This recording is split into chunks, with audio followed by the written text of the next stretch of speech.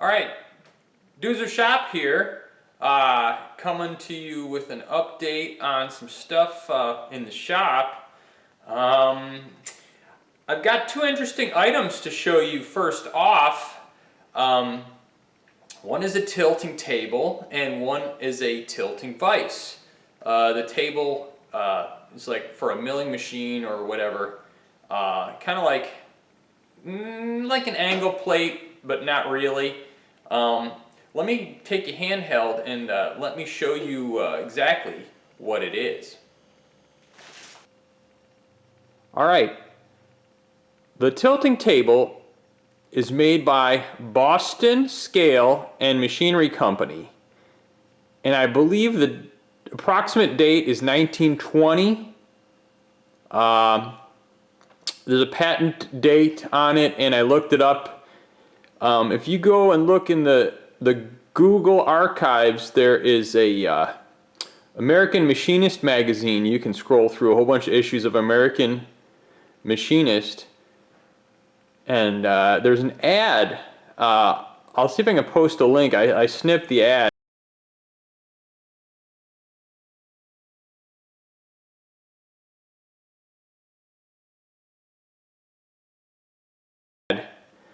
But yeah, this thing, I guess you'd say that it's a trunnion tilt vise, or a cradle type trunnion tilt, not vise, well, vise and table.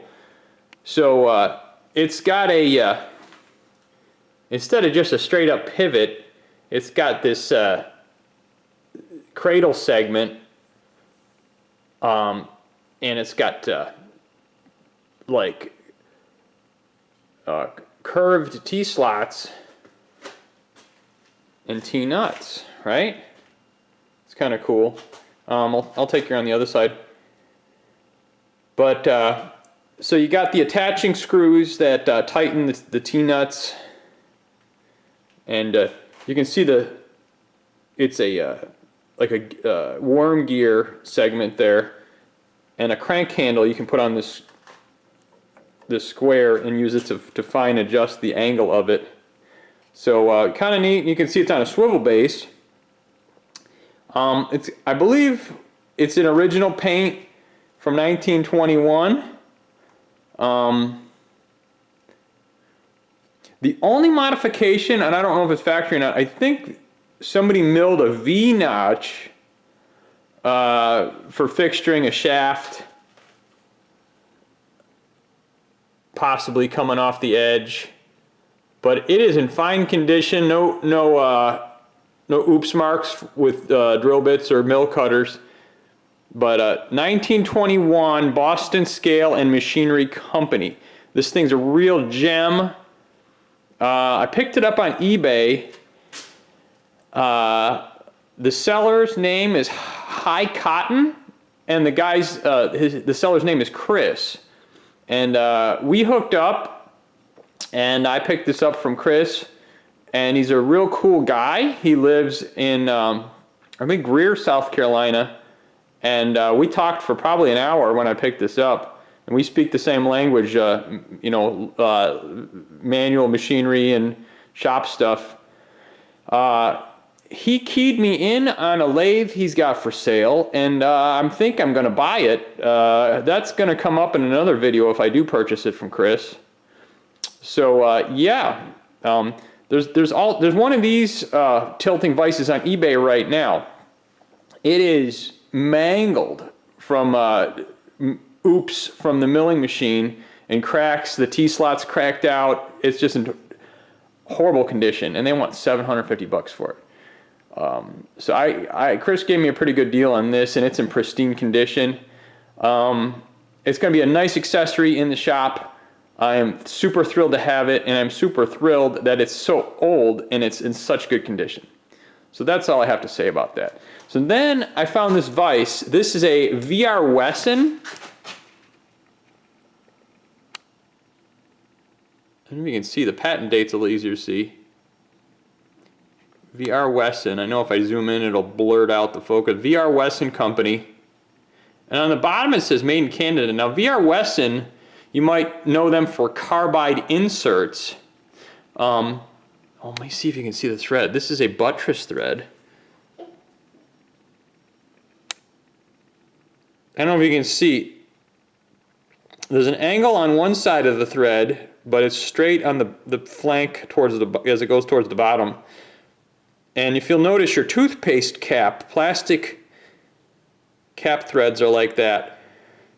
So this is a really well thought out vise with the buttress thread, like I say, and this thing I bought from a pawn shop in Connecticut or something over eBay. And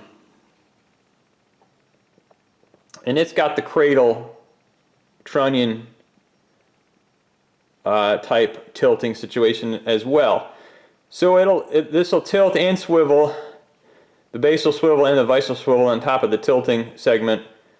But this thing is basically unused. If it came from a pawn shop, you know, you got to wonder if this came out of the back door of a factory or something. I mean, well, what can I do? You know, I just bought it off eBay. But it's in pristine condition. There was a very small amount of white aluminum oxide grinding grit down in the bottom. Maybe somebody dressed a wheel or something. But there's no wear on it. It's in pristine condition. The paint, the blue paint is in pristine condition. Like I said, it says on the bottom, made in Canada. But it shows absolutely no signs of use or maybe being used absolutely just once.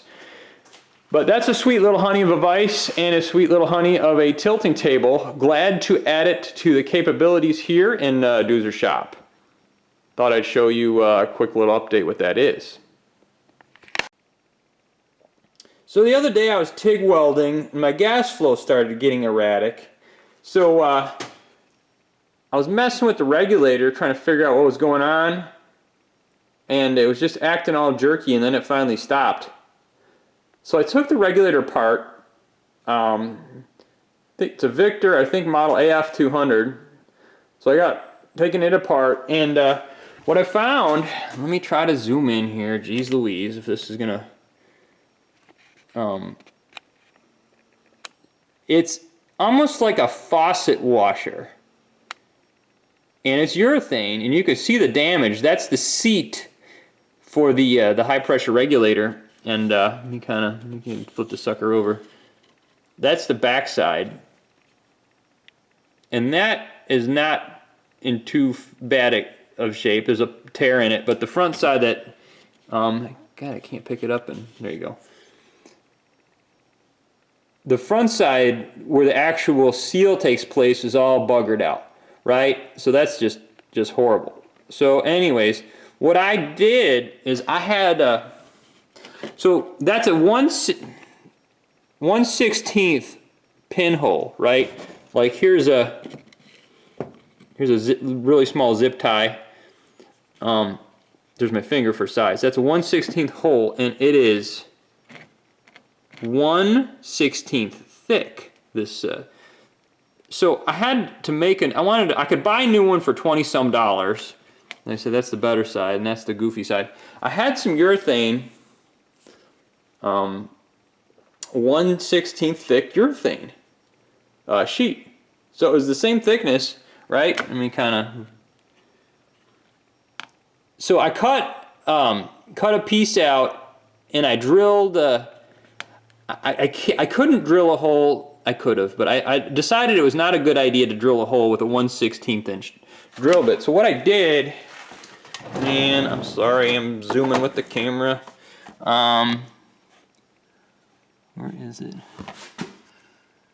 It is one of these guys. Come on, baby. Here it is.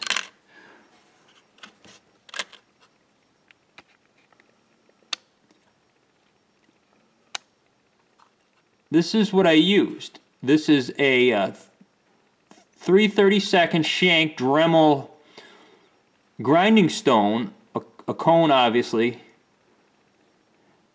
and that goes right down to, you know, I bet you the tip is 30 thousandths or something, but I used this. You can still see a piece of the urethane hanging on, with the Dremel die grinder to grind that hole. And actually I ground it, I plunged in from the one side and it, left a tapered conical hole, and then I turned it around and I plunged in from the other side. So that's cool. So that's how I ground the hole, as it would not have any stress risers and tears, micro tears like a drill bit would. So that's what I used. And then for the outside diameter, I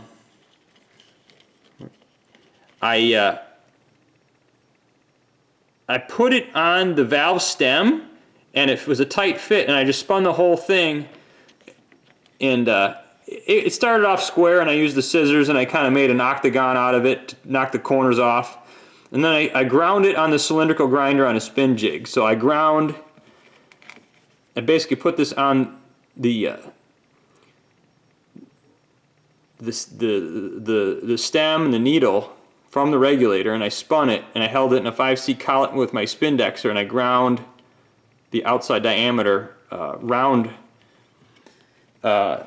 So I basically duplicated that washer out of a piece of urethane sheet. You can see it was used for something else, but I just happened to have that, and that was a good repair for the regulator. Like I said, I was hesitant to drill the 1/16 hole because it leaves micro tears, and this urethane stuff, it'll travel. If you get a tear, it'll kind of want to travel, just the nature of how rubber is, especially urethane rubber.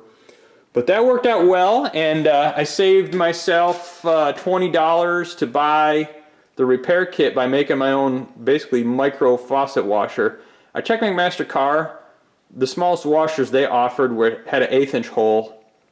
So I just made my own out of the urethane sheet, and I am back and rolling, and this regulator is operating perfect. So this is the surface plate, the inspection area, of course, in my shop here. And I hung some pictures on the wall. My friend Jim C. in Grand Island, New York, I think he's 76 this year. He's old school. He actually takes pictures and he prints them out at the Walgreens pharmacy. And he said they're like 33 cents a piece. So he's been working on, he's got this Black Hawk hydraulic pump, right? And it's vintage, man. This Black Hawk pump is old. Look at that cool logo. Excuse the thumbtack, the push pin. So he's trying to adapt it. I think it's for a porta-power situation. And right in the center, he made that cube, manifold cube, with the pipe threads coming out in all directions for his regulator and his gauge and whatnot. So yeah, he's done that, and that's kind of his shop in the background. Some pistons. Oh, look, he's got pistons on the table. I think that's for a GMC straight 6. I don't know. What else has he got? Oh, that's his press from the side of his H-frame press, and he's got a three-way valve. I think it selects either the pump, the hand pump, or the electric Black Hawk pump. So Jim's been working on that. You can see the gauge and his bookshelf in the background. Oh, there's another. Oh, I guess that's a different label. Black Hawk Manufacturing. Yep. So, yeah. He was pretty proud of it, so I hung it up on the wall. Jim sent me some. I gotta hang some more pictures. He sent me some of his Cub, Farmall Cub, and he redid some of the linkage on the throttle, and I think the lift mechanism for the deck, the hydraulics. But anyways, I really appreciate when my buddy Jim sends me pictures. So I'm gonna start. I need to get some more thumbtacks and hang up more pictures. But I'm going to decorate the shop with anything he sends me. Yeah, so thank you, Jim. I've been trying to populate my Hamilton blueprint drawers cabinet. I think they're only 1.25 inches tall, the height of the drawers, so it's hard to,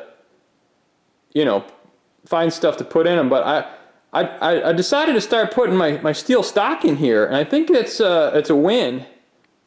I got pieces of rod, bar, pipe in the one, and that seems to be you know, anything sort of under 1.25 inches, it seems to be a good fit for my steel organization pieces I'm going to use to make stuff on the lathe and projects. And little rectangular cutoffs I'm putting in this one. I'm kind of sorting them by shape. So this is rectangular cuts and bits, and I mean little blocks and stuff. I mean, you're always going to use that for making little spacers and shims, and on the press sometimes you need shims and spacers and stuff. There's some brass flat stock, but that's kind of what I started using this cabinet for, and I think it's going to work out well. Yeah, just thought I'd show you that. Alright guys, you've seen in a previous video I made these holders for the wiper felts on the Colchester there for the wiping the V-ways, and it's attached with 2 cap screws, and I got the oil cups in there. So I got front and back, but I didn't do any on the flatways yet, right? So I need to get those fit up.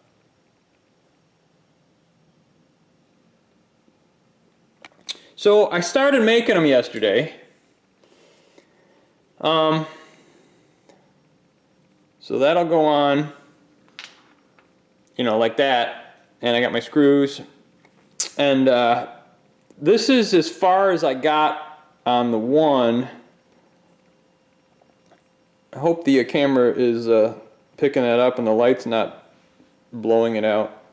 So I milled a pocket for my felt, right? Those are the attaching holes. And I got nice corner radii in there, nice and small. I used a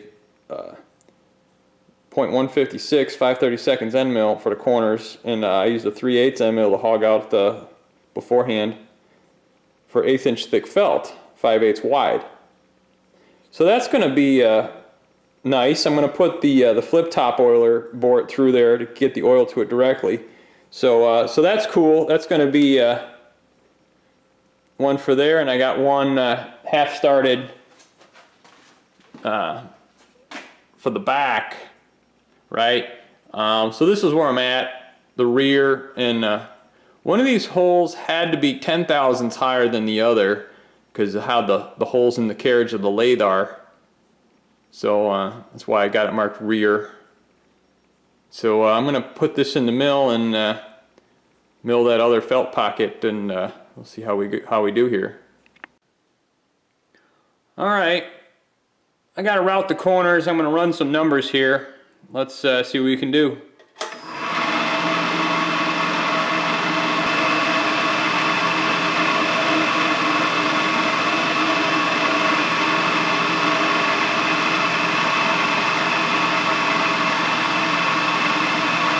All right, 797 and 625.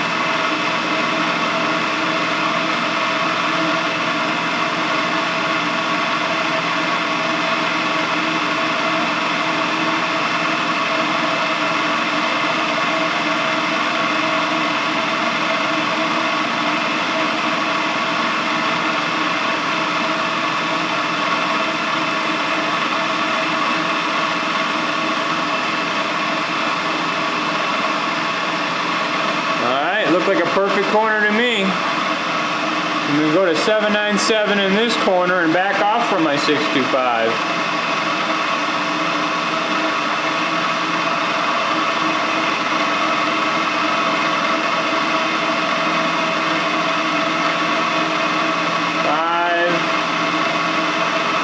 Six, seven, 8, 9, 1, 2, 3, 4, 5, 6, 7, 797. Now I'm going to back off.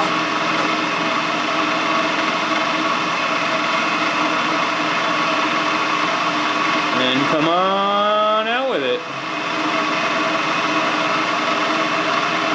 I kind of blow on the chips to try and not recut so many chips. It's not the end of the world if you do, but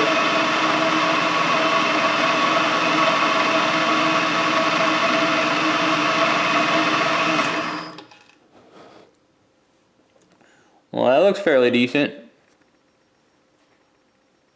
Yeah? I'm gonna like that. Now, did I overcut the bottom? No, I just took the magic marker away.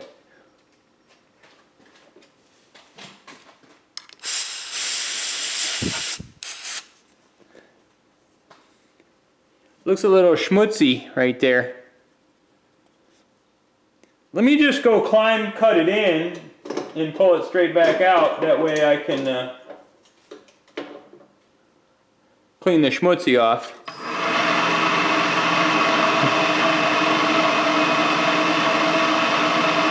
And stop at 625 or 620. 5.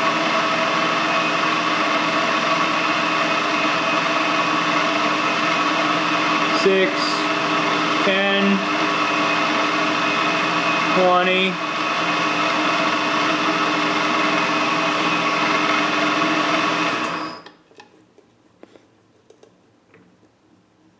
Man, that's gorgeous. It's gorgeous. All right. Well, that looks fabulous. I thought I'd bring you guys along to show you. You know, like I said, I used a 3/8 end mill to pocket it, you know, initially there. And I cleaned the corners out with the 5/32 end mill. So, alright, let me clean this up with a file. We'll set up to drill our oil ports.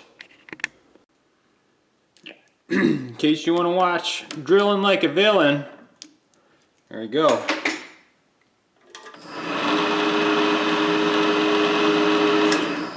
I don't like the run out of that. I really don't.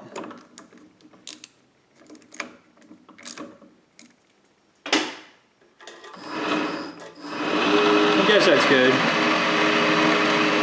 Got my numbers. I'm gonna read out.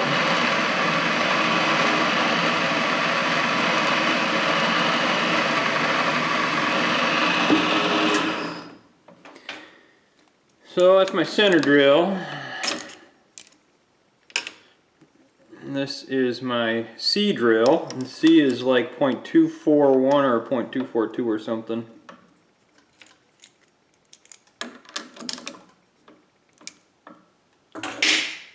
Always give it a little lube oil.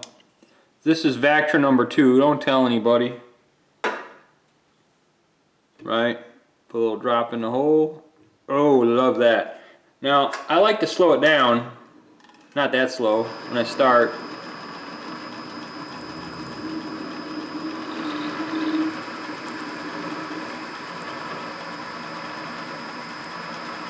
Alright, when I think I'm kind of happy, I'll speed it up. I like pecking so the chips are easier to vacuum up, clean up with the vacuum.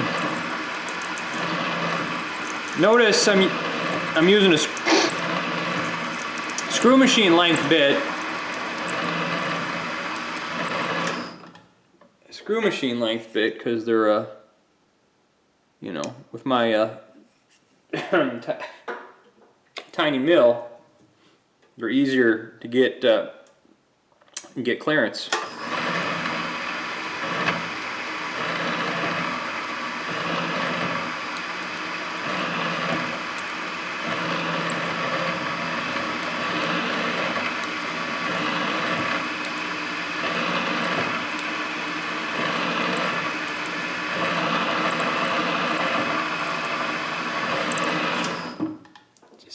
When it stops feeling like it's cutting free, I'll add oil.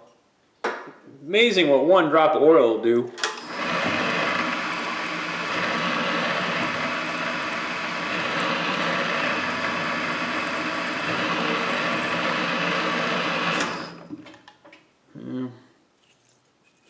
See, the chip went down the hole. Sometimes that bit will get stuck and it won't cut until you get that chip out of there. See? Oh, there you go.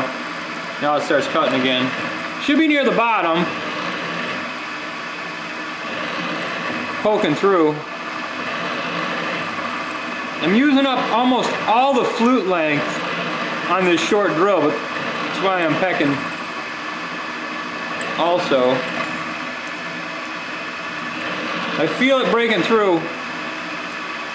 I think I do.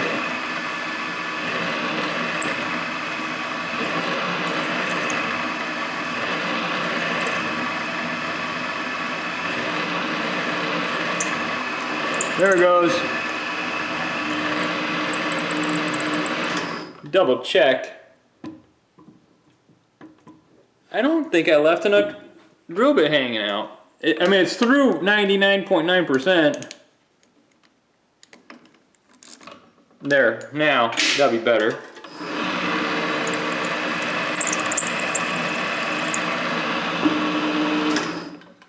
Alright. That's 100% through. I really like using a chip brush as opposed to blowing a darn compressed air all the time. Machinists seem to be addicted to using compressed air. I don't know what it is. It's so loud. Alright, let me ream this joker again. Let me clean off the reamer from the last time I reamed it.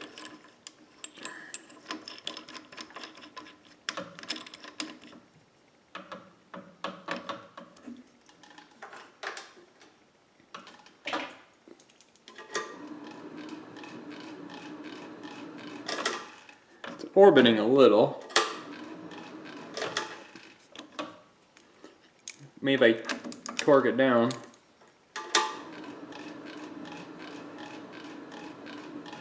Yeah, I like that. Now I'm going to set my depth again. And I know I'm not showing it on camera, but I'll grab my center drill, which is a number 5, I think. Yep, 7/16 diameter. I'm putting it in my depth stop of the Bridgeport here, so I can measure. It's like a gauge block, nothing big. All right, so now it'll only go down the thickness of my whatever I stuck in there, and kind of.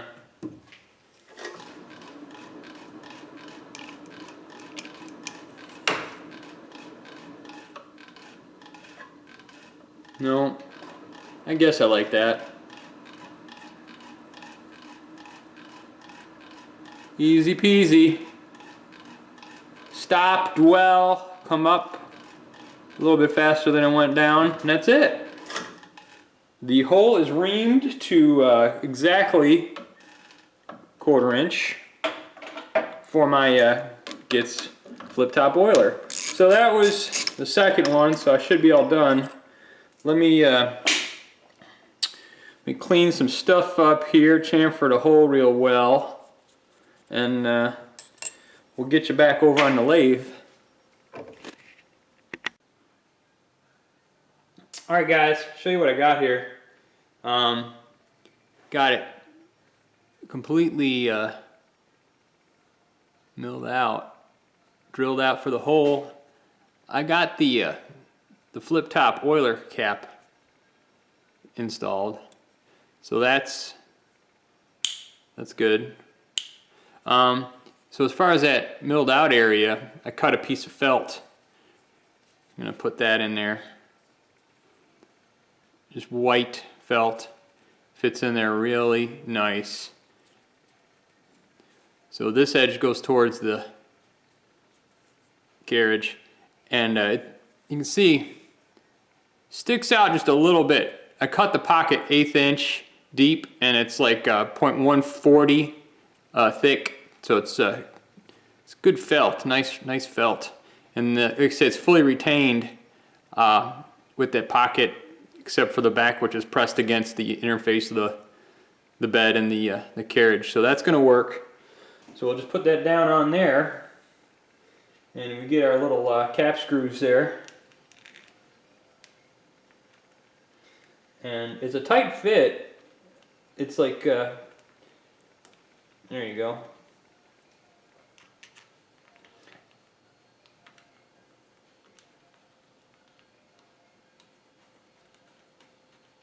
I didn't grab an Allen wrench. I figured I could do these by hand.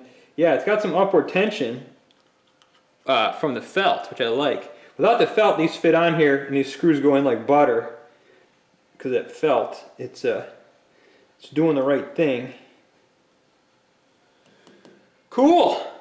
So that's on,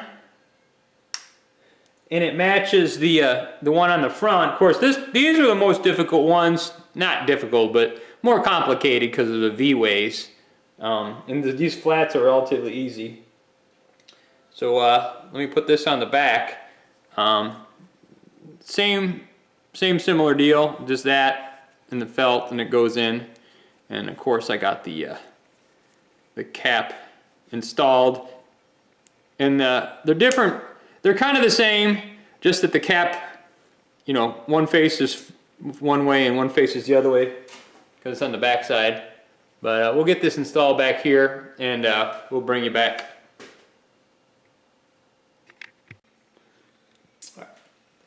Alright guys, here, moment of truth. Not really, but I got some Vactra in my little Noria pump oiler. My vintage Noria pump oiler.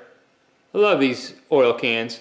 So anyways, I'm going to pump some oil in here. Whoa. Guess there's an air pocket in there.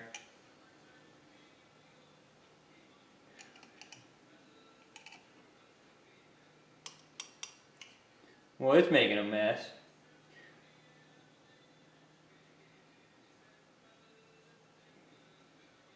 Now she goes. One drop at a time. It was airlocked.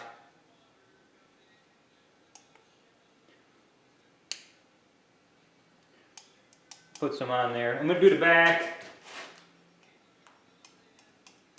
more slowly.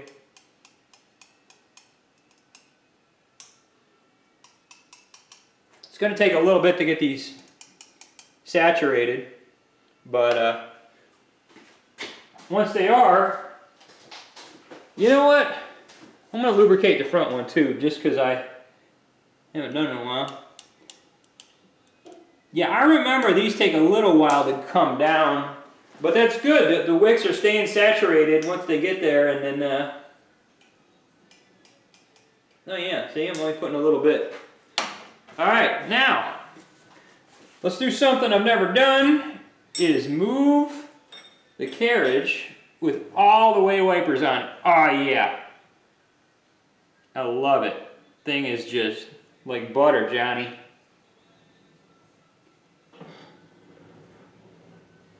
Oh yeah, I'm gonna go back the other way and sucking it under. Oh man, I love it.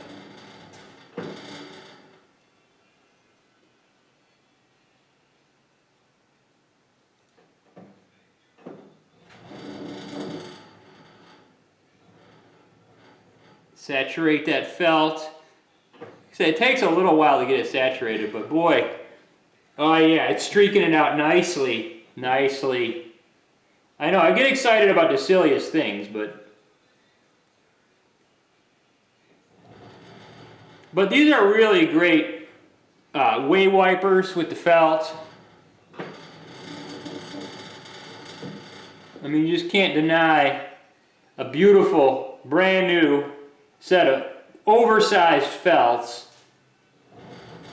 And see, if I want to, everybody said countersink these, counterbore these heads when I made the first set here. And I said, no, I don't want to, because then if I don't, I leave it flat, I can put a squeegee wiper on the front. I just may do that. Because I've got that urethane. Remember I got that urethane I made the, whatchamacallit, the washer out of.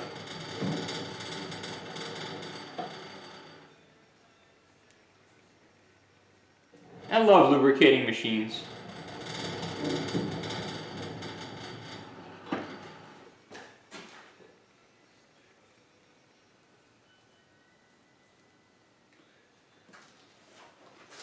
Awesome. I put way too much on here. I didn't know. I forgot. You forget things when you start getting older. Alright. But you don't want to watch me run this thing back and forth, but I can just tell you, man, it is like slick butter. I love it. Alright, enough of that. Alright, got you guys back for a lathe update. I've been working on my tool post right here. This is a CA, not a CXA, but a CA size. And it's an Aloris. And what I've got here is something I put together that I used to have on a lathe where I worked years ago. And it was a real handy setup. So I kind of duplicated it here. So let me kind of step back and show you what it is. So, as you know, here's the tool post, and this is the locking lever. And I got another lever on top, and that's the clamping lever, right? So you loosen it, and you can, you know, swivel the tool post, right? And then you tighten it up, and it's locked. And it's got the same style as the lever that clamps the holders, but this one here, like I said, is for the swivel lock. And let me show you what it is I got here a nut, and this is a socket, right? So that's it's an 1 7/16" socket, and that's the size of the nut. So I bought an 1 7/16" socket on eBay. I think I paid 15 bucks for it. And it's, what is this, Thorson, made in USA, Thorson, I don't know. USA sounded good, so what the hey. You can kind of see, I welded it on, right? That's, what do you call it there? 309L filler rod, because the socket is probably 4140 alloy, and the rod is some kind of stainless. It's off of a pneumatic cylinder. So yeah, I TIG welded that nice and hot. So it's 3/4 drive, right? 3/4 inch. So what I did here is that the thread for my tool post stud is 7/8 9. Yeah, 7/8 9 thread per inch. And I turned the top of it down to 3/4 on the lathe. So this 3/4 round it fits in the 3/4 square. And you're thinking, why is that important? Well, it's not floppy, right? When you put it on, the 3/4 round part pilots in the 3/4 square, just as like a bushing, a fit, real loose. It maybe, I don't know, 5/1000 clearance. But what it does is, if you just had the socket on there and cut it off flush, it'd be flippy floppy. You don't want that. So nice and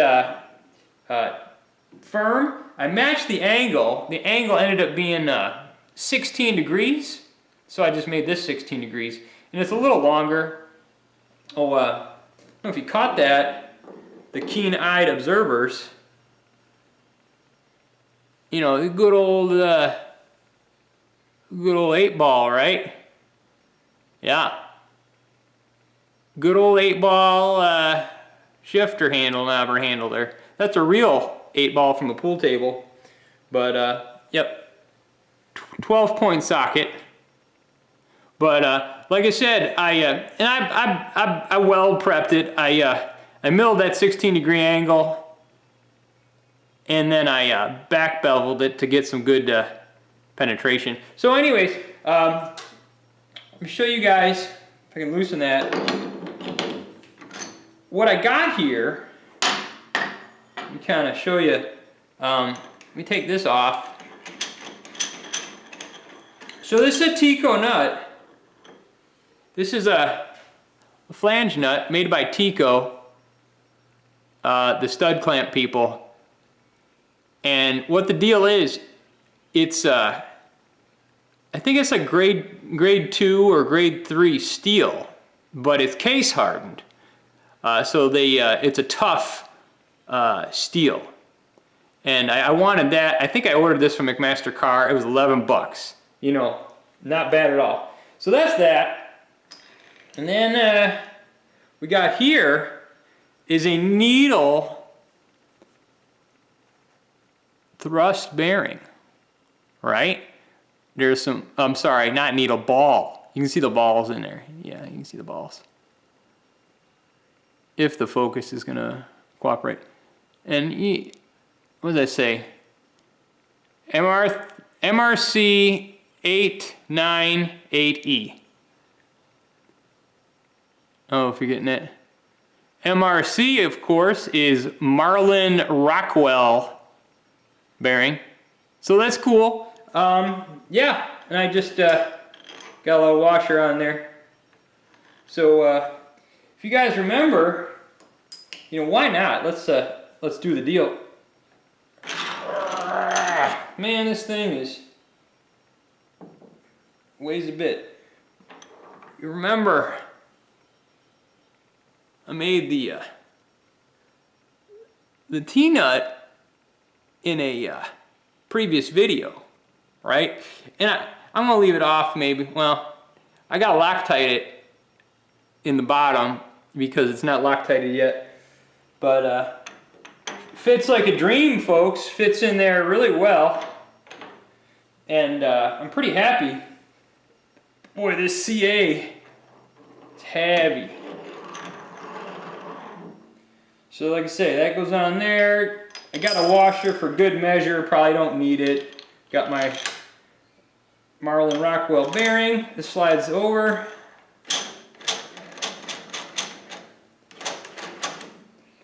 Tightens it up there. And then of course, the crowning jewel. And you see, I left it this long with like an inch or so up on the top because you can pull it up, right, and you can index it, and it's still on there when you're going to the next part of the hex or whatever. So that's why it's a little taller, like I said. That way you can go to the next index there on your hex. But pretty stout. It just looks elegant. You know, it looks right. Oh, this is actually a real pool ball, folks.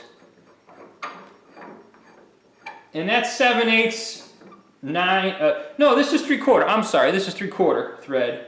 The tool post is 7/8 thread. This is 3/4 thread. And I threaded that pool ball, billiard ball, phenolic. Good God, was that difficult. But it's a good fit. It's a good fit. Looks good. And it's going to be a functional thing for the lathe.